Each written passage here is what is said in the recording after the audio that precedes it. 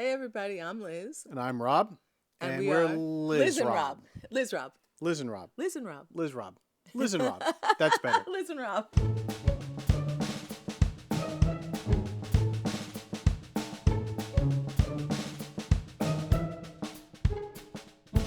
Well, this is our first podcast show episode.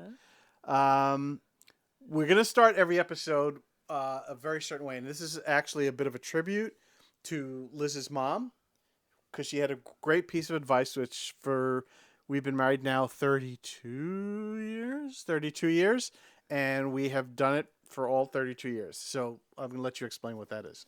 Yeah, when we were trying to decide on a theme for doing our podcast, we decided on love, life, and secret snacks. Or maybe is it life and love and secret snacks? But the secret snacks was the thing we were certain of.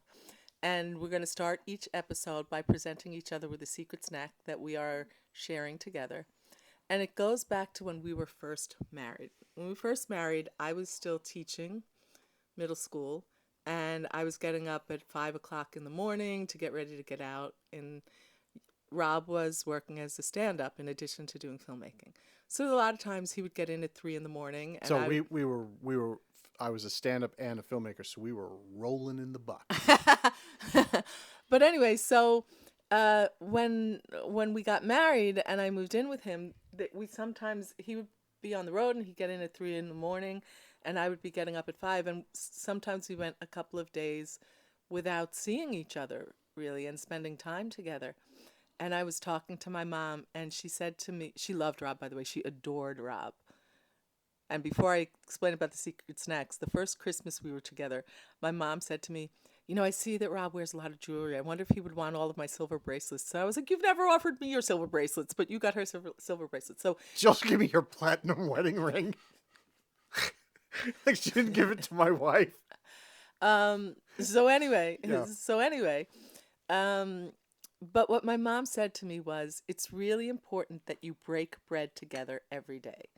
And that's how you're going to maintain your relationship. And so that's when I started learning to bake muffins, because what I would do was, before I went to bed, I would bake muffins, and I would say to Rob, no matter what time you get in, wake me up, and we would share a muffin together. So that became the secret sauce, right? Yeah. And secret snacks. So in light of that, And so this is how we're going to start each show with the secret snack. So neither one of us know what the other person's snack is going to be. okay. But we'll start each other's show with a bit of a surprise All right. snack for each other. So here is your secret snack. Oh, it's an upside down teacup. You No, okay. ready? All right, yep. This is a cranberry orange You don't have to muffin. tell me. I can smell it. All right. And that is Rob's favorite muffin. This is orange a cranberry orange muffin. Anything cranberry orange is my favorite thing in the world, and my wife is very good at making cranberry orange muffins. All right. So there's your secret I'm not snack. going to eat it just yet. So I have a bit of a story for my secret snack. So last week, our niece, Rocky, who works at a banquet hall, does catering there. They had a wedding. So Rocky brought home some red velvet wedding cake and some Jamaican wedding cake. And I thought either one of those would be interesting to have as a first snack, wedding cake for us. So I had set aside some cake, but I forgot to tell everyone not to eat it. So I went into the refrigerator, and the container that was empty, and surprisingly still in the fridge. And so I said, oh crap, I don't have anything to give my wife. So I thought of the one thing that she really loves, that's a bit decadent because she doesn't have it all the time, but I know that she really loves it. So there's this for you. Okay, let me see. I know that you sent Jake out. Yes, Wait, I did let me send now Jake out. This close to the.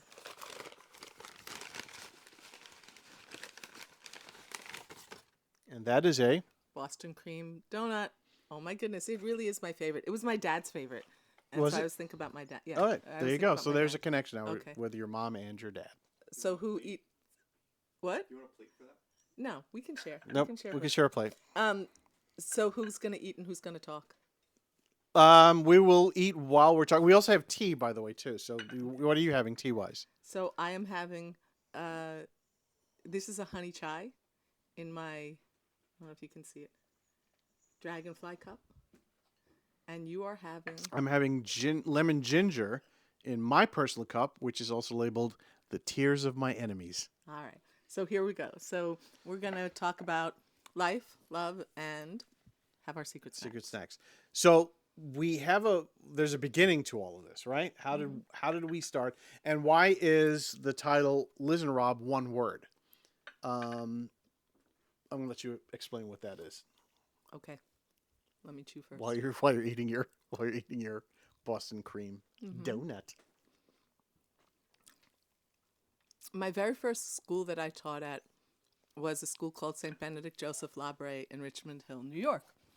And I taught there during the year, but I also taught there in summer school. And at some point, a woman named Sister Tisa Fitzgerald, who had started an organization called Our, H-O-U-R, Children. It was for the families of incarcerated and formerly incarcerated moms.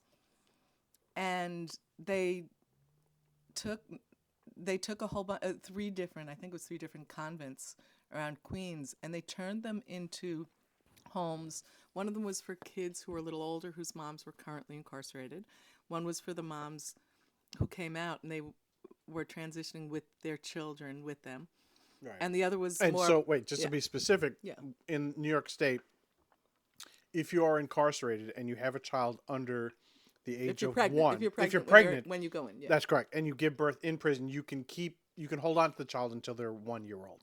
After that, they literally get lost in the system if you are in prison longer than a year. Yeah. So when the moms would come out, that was the convent next to the school where I taught.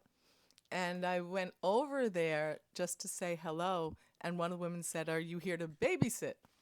And I said, "No, I was here to say hello to Sister Tisa, because we had a friend in common." And she said, "Oh, I thought you were here to babysit." So I said, "Oh, I could." And at any time, there were like 5 to 10 children with their moms in the convent, and they were living communally, and it was really beautiful. It was a beautiful space, and there was a communal kitchen. So when the moms would go to work, I would babysit the kids till the moms get home. I would, line up 10 high chairs and change 10 diapers, and we would just play with them until the moms came home. And Rob would come and meet me to pick me up at the end of the day. And then I remember one magical day, if you will tell this story. So there was a little girl who I would just come in and get my wife. I had no interest in doing it, but there was a little girl. I think she was 1 or 2.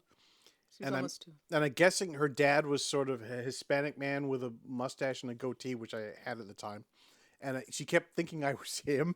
So she would run up to me and jump in my arms and keep calling me Poppy and Daddy and all these different things. And I was like, oh, okay. I would just kind of hold her. And I found out, I kept thinking, like, each week I would come in like 10 minutes earlier and 20 minutes earlier and half an hour earlier, until eventually I was at the point where I was just babysitting with Liz. Yeah. And so he would meet me when I was finished my school day, and we would babysit together. And when we would come in, the kids would say, "Liz and Rob are here, Liz and Rob."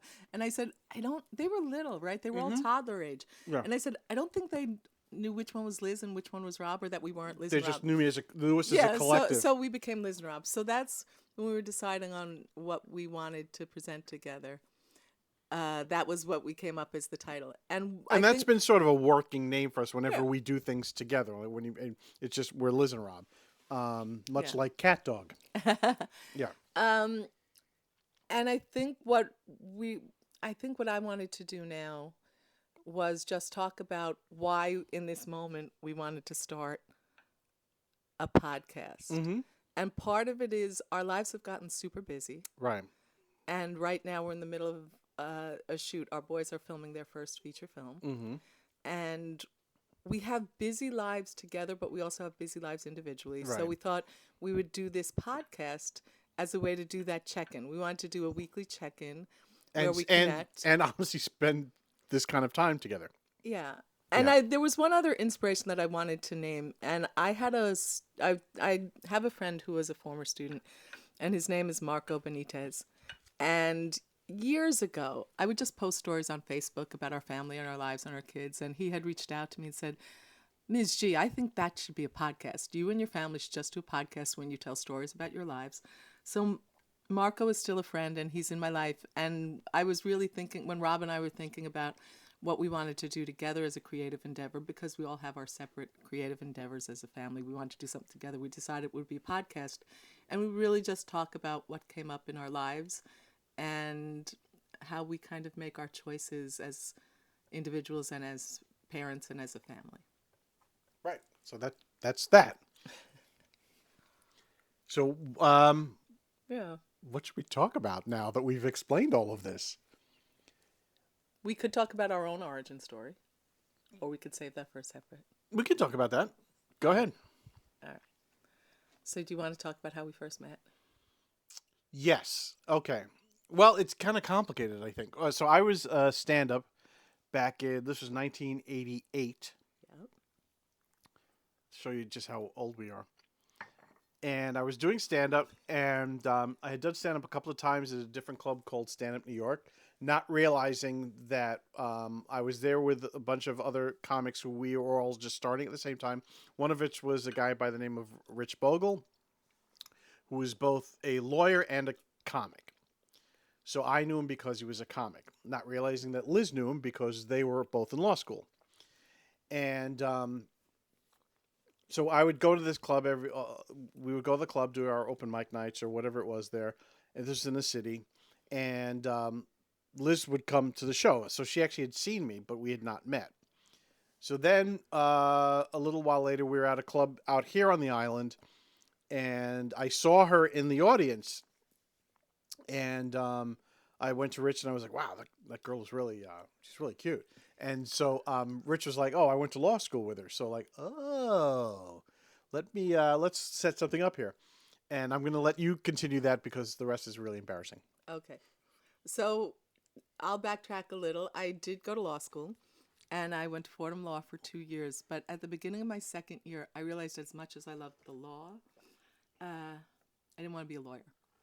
And it's really important. People who know me well know this story, but I'm going to say it anyway. The reason I wanted to go to law school was because I idolized Gandhi as a child, and he was a lawyer, and I knew I had piecework, and I wanted to do piecework, so I was going to be a lawyer because Gandhi was a lawyer. And, because it comes up later in the story, I had two idols growing up, Gandhi and Cher. I said I wanted to change the world like Gandhi, but I wanted to do it dressed like Cher because Gandhi did not dress well. But I just loved Cher. So that's kind of the aesthetic. Really, you didn't like the staff and diaper look that he had? I would Not in public. I would dress that way. So anyway, so I really realized as much as I wanted to be Gandhi, I did not want to be a lawyer. So I didn't know how to tell people I wanted to quit law school. So the first person I pulled aside was my friend Rich. And I said, Rich, I don't want to be a lawyer. I'm going to quit law school. And he said to me, I don't want to be a lawyer either. What I want to be is a stand-up comic, but I'm afraid nobody will laugh. And to me, that was so easy. I said, Rich, I said, book the shows. I'll sit in the back and I'll laugh really loud. And I did. I have this really loud laugh. And that's what I had seen you perform a bunch of times. Mm-hmm. So we were at the club that one night, and I came up to talk to Rich, and his friend Rob was standing next to him at the bar, and we spent the rest of the night, the three of us, talking. And I went to say goodnight to Rich, and I went to hug him. And my boys, go ahead, you can laugh. And my boys said, Dad, I can't believe you're this guy. And so I hugged Rich goodbye, and you looked at me, and do you want to say it, or do you want me to say it? You can say it. He said, where's my hug? Yes, I was that guy. He's the where's my hug guy. So I gave him a hug, and he was very, very sweet. And the next day, Rich called me and said... Which, by the way, can I say this? I thought that was a cool move back in 1988. My kids have now since pointed out that it really was not. No, but it worked. It was a little problematic. But nonetheless, I took a shot. The shot worked. Yeah, go ahead. I mean, a little problematic, sure. Just deeply embarrassing, yes. It's the cringe outweighs the problematic. Is what I'm saying. Yes, that is our eldest son, Josh, back there. Yes, and that you're 100% right. Hi. Yeah, but I will say that I thought it was the coolest thing ever. I thought that was the smoothest line in the world until a little you get a little time in between. You realize, it is. Yeah. A little cringy.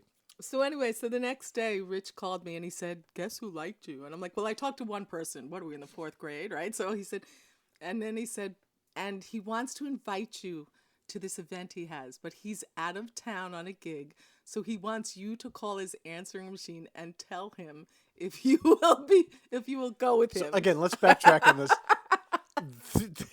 We were in an era where things like cell phones didn't exist, and I wanted to make sure that she was free to You wanted do to this, make sure that you had a safe answer that you didn't have to work on. so that if she called me to let me know that she was free. Okay. So can I also then say can say you whatever were you going to want, my call her, love. right?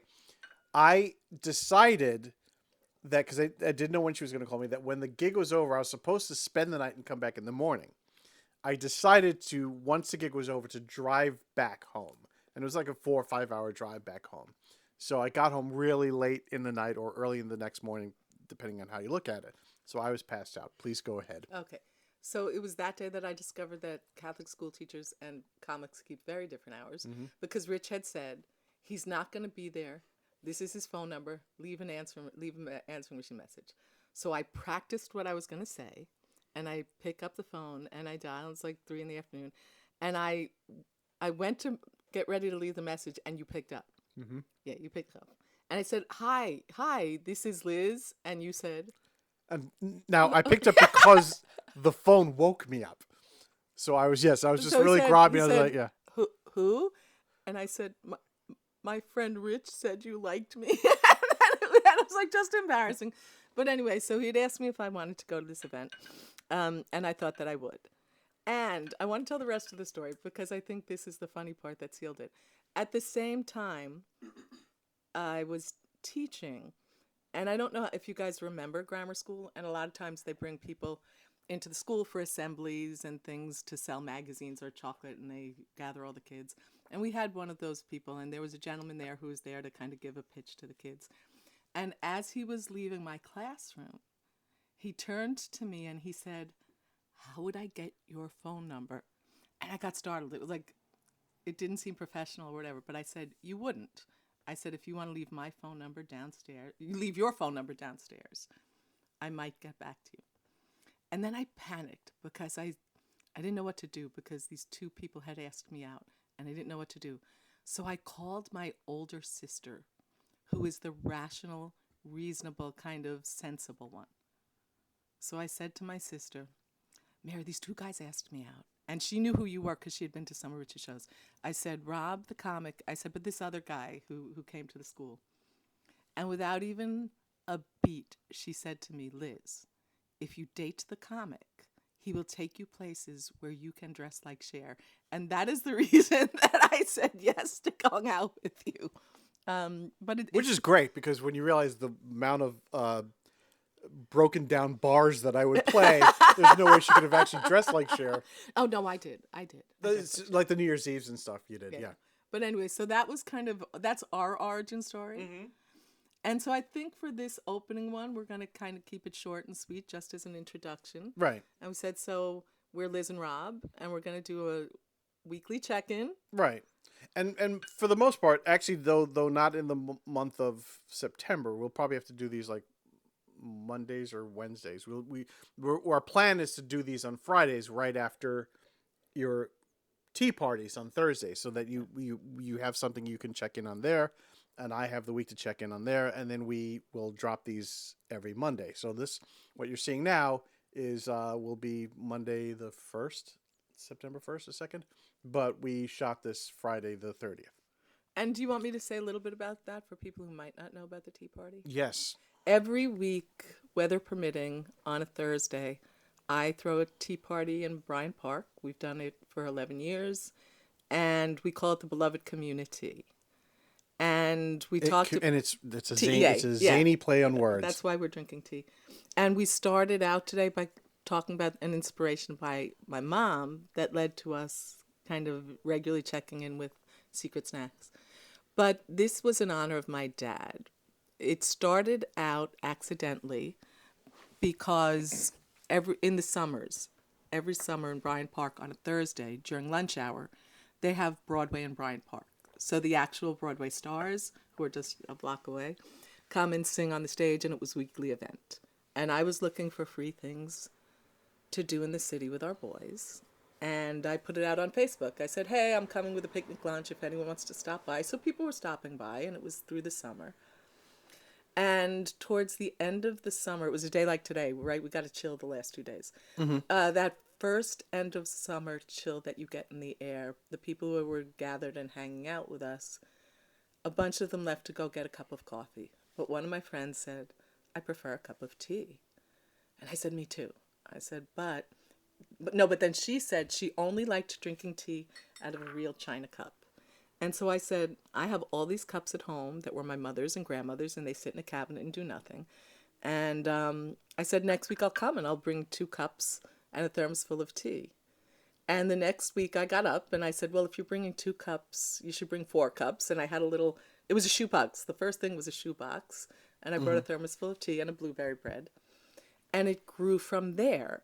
And I might have ended at the end of that season, except something was happening in our life. My dad at the time had started to devolve into Alzheimer's. And I was thinking a lot about the fact that he was losing his memory.